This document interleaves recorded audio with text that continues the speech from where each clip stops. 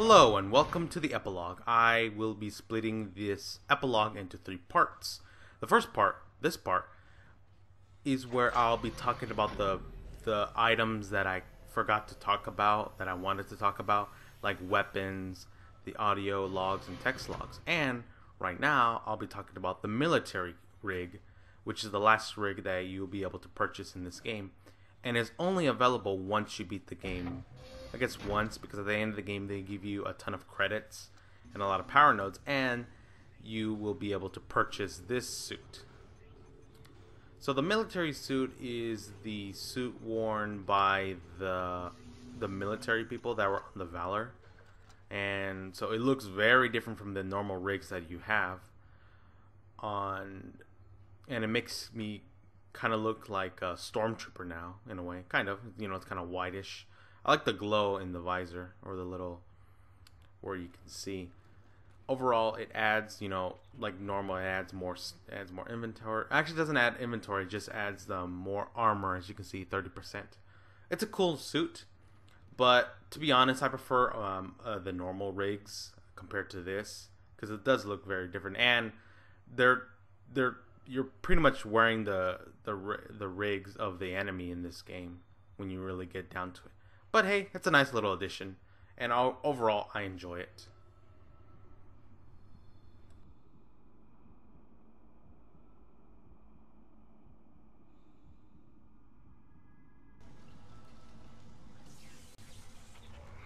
In this game, you will be collecting audio logs and text logs, and both can be accessed through the database, and you can listen to them for later use or read them while you're playing through the game. The audio logs I like to play while I'm playing through the game, while I'm killing the necromorphs. I can actually listen to some of the audios, and the audios are really cool. They remind me of the audios in System Shock 2, but I think the ones in System Shock 2 are more memorable. As for the text logs themselves, they're long, and they just have so much stuff that they talk about, like a lot of the characters in this game, some of the backgrounds.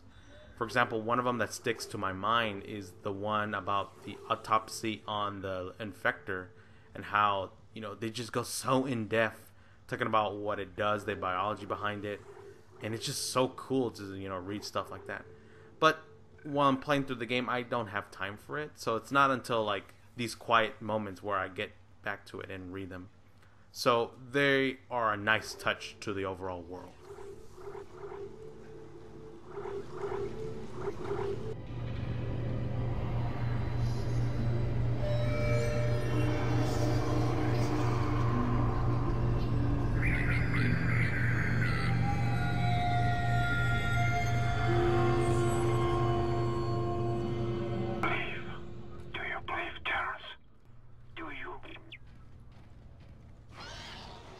Throughout my playthrough of this commentary, I used the plasma cutter. And the plasma cutter is pretty much the pistol of the game, and it's pretty much the only weapon I like to use a lot while playing through this game.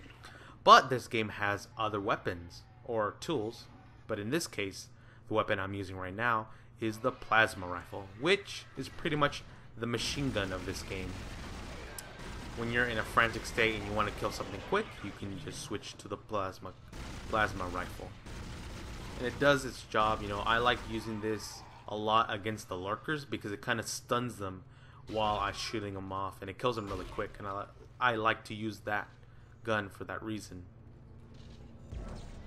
But it also has a secondary fire, which is really useful, and I also like doing that when I am surrounded by enemies, where you crouch and the machine gun actually spins around in an arc just like that and kills everything that it moves. It's really neat.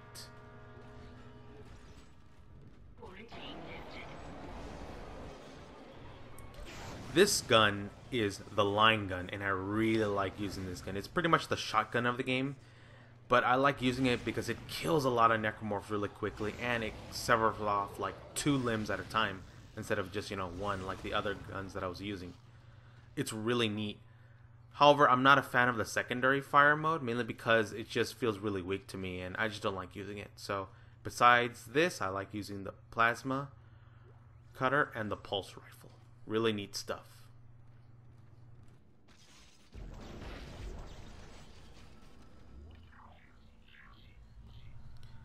This gun is called the Force Gun, and I really like using this. And to be honest, it's probably the other most useful gun besides the plasma cutter. It really stuns the enemies that come in contact with this gun, and it really just pushes them away. And it's really useful against a lot of necromorphs as well. The secondary fire mode is a little ball that it throws, kind of like in a bowling, like almost like a little bowling ball it kind of throws, and it's useful. But the one annoying thing about it is that if you miss a necromorph, like there's a chance that it will actually go between the legs and not even detonate at all, and it's really annoying when stuff like that happens. But it's really good against the pregnant, because if the little babies spawn from it, you can actually kill them in one kill. It's a really cool gun. I like it a lot.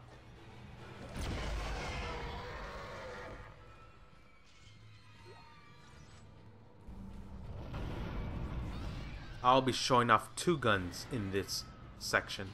The first gun is the contact beam, which is pretty much like the rocket launcher in this game.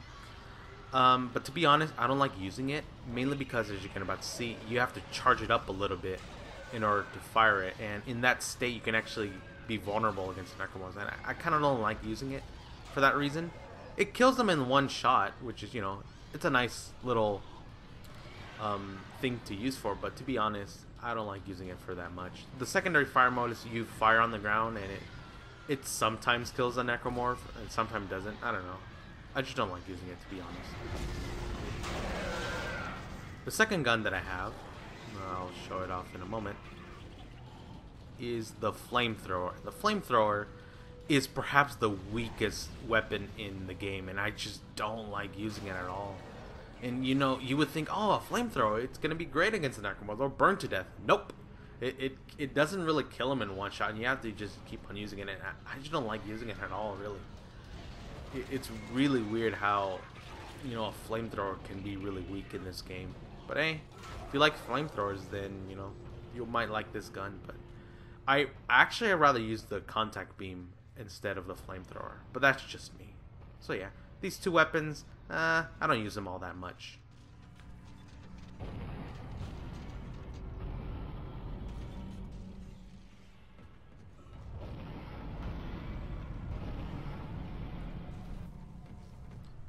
The last weapon in the game is the Ripper, which is pretty much the chainsaw for this game. Well, more like a circular chainsaw in a way.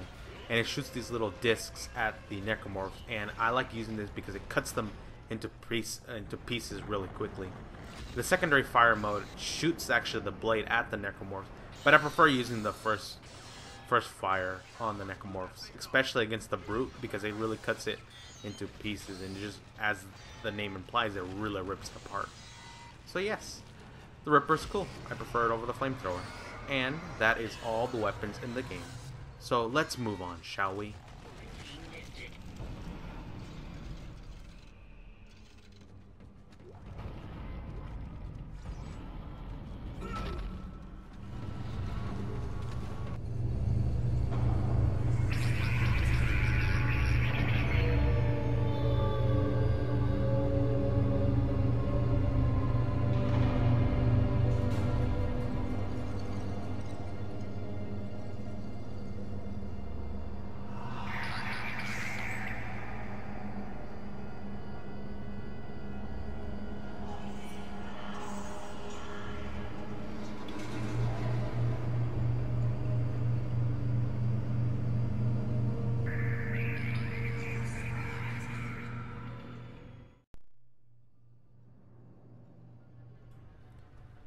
So there you have it, folks. Dead Space in a nutshell.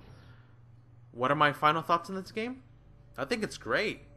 The studio behind this game, they did a really bang-up job on this game. They just made a really solid horror game, in my honest opinion. And it's weird how after, playing Resident Evil 4 back in 2006, I just wanted something similar to that. But I always found the horror elements in Resident Evil 4 lacking. So when I played this game back in 2010, it just, really just gave me that awesome experience, and I really love this game so much because of it. And granted, Dead Space is a derivative on several sci-fi tropes and stuff. Like, for example, this is pretty much inspired by Event Horizon Alien, and what's the other one? Event Horizon, Alien, and The Thing, especially in the necromorphs, how they're pretty much that kind of creature, and how Event Horizon, where it takes the hallucinations from that movie and places it into this game, and Alien, you're a crew going into a derelict ship trying to figure out what's been going on to the crew, stuff like that. So, and not only that, Event Horizon is derivative on other like movies as well. So when you boil down to it, you're playing a derivative of a derivative for this game. But in my honest opinion, I don't mind it. They did something unique with this game that made it, something no one has ever played that much in video games. So I like it for that reason. So I mean, the gameplay is solid. If anything, I would say that using the melee is kind of weak. I like stomping the enemies a lot, especially when they're dead. I like to stomp the corpses. It's a nice little feature. But the punch is kind of weak. But on the other hand, you're an engineer. You're not an action hero, so I guess that makes sense. Yeah. The first turret section sucks. I don't like it. It's hard. It feels out of place. They should have fixed it. That I am not a fan of. But besides those elements, everything else is great. The voice acting is great. The story, I kind of wish it was a little bit better. The plot twist with Nicole is great. I will say that. It's a nice... I did not see that coming. It's neat. But I think the overall story should have been kind of better told, or I don't know, should have been a little more original things kind of going on. Yeah. Maybe in Dead Space 2 it improves upon that, but I haven't played Dead Space 2 yet, so there's that. The soundtrack is phenomenal. The score for this game is great. It's eerie, it's creepy, it gets on your skin. I mean gets under your skin. It's phenomenal. It's great. The Twinkle Twinkle Little Star like kind of theme they have for this game is amazing. It's creepy, and it makes that, that nursery rhyme actually terrifying to listen to.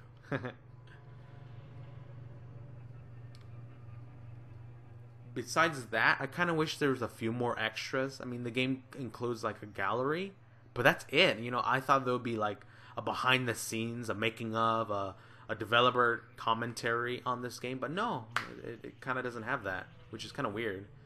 You would have think, they would have added something like that for the extras, but nope. I guess they didn't have time for it. But oh well. But on the flip side, that at least I know that they spend their time making this game, because originally this game was going to come out for the Xbox, and it's weird how it jumped up a generation and it came out, in my opinion, just great. Dead Space is fun. Dead Space is creepy. Dead Space is an amazing experience. It's not the scariest game I've ever played. That title still goes to like System Shock 2 or Silent Hill. But I really like this game. I recommend it, and I hope you do too. And if you've played this game before, I hope you play it again. Play it in all the difficulties, because it's just great. I love it. I love Dead Space.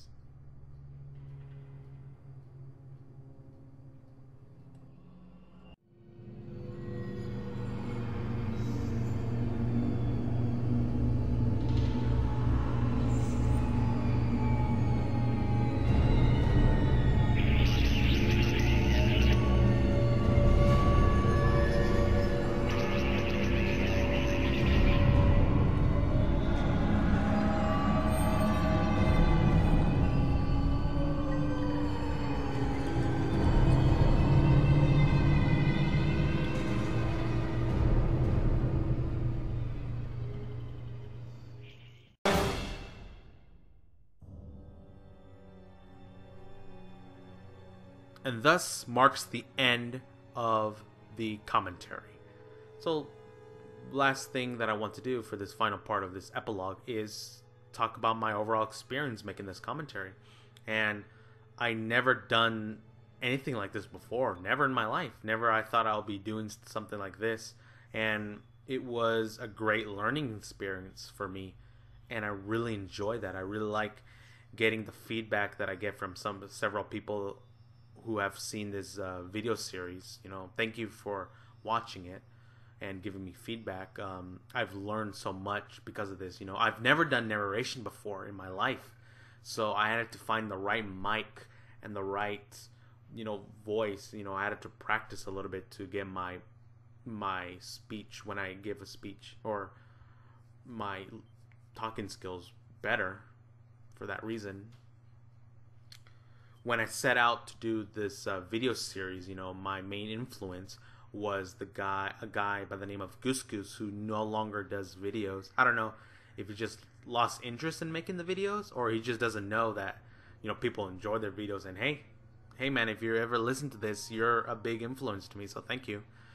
And I just wanted to do a commentary series on a game where I can just go talking in depth about what are things about this game that I like, I dislike, and my overall experience with the game itself. And it was a long process. It really was, because I have college and I have to manage between having free time to devote to this and having to do college as well. So it was tough. I had to take like a 6-month break in the process, because I just had to devote more time to college, because college is much more important to me. This is just a hobby. It's not a job or anything. It's just a hobby for me, meant to have fun.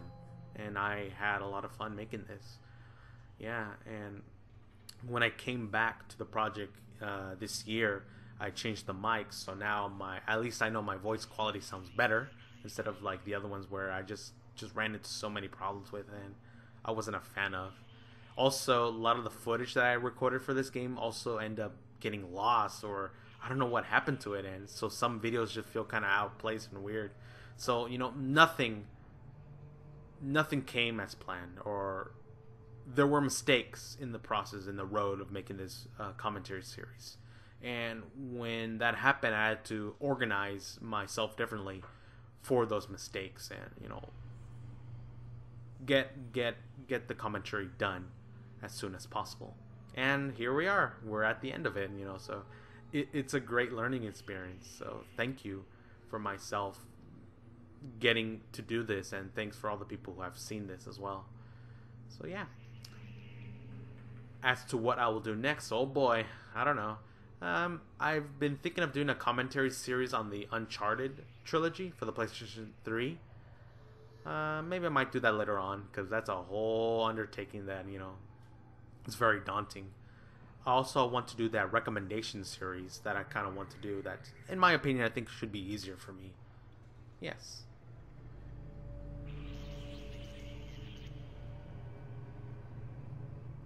I hope whatever project that I choose next, I devote myself to it, and I hope it comes as good as this, or even better, now that I've learned so much from doing this project. I got nothing else to say, really. So thanks for everything, for myself and for anyone listening to this.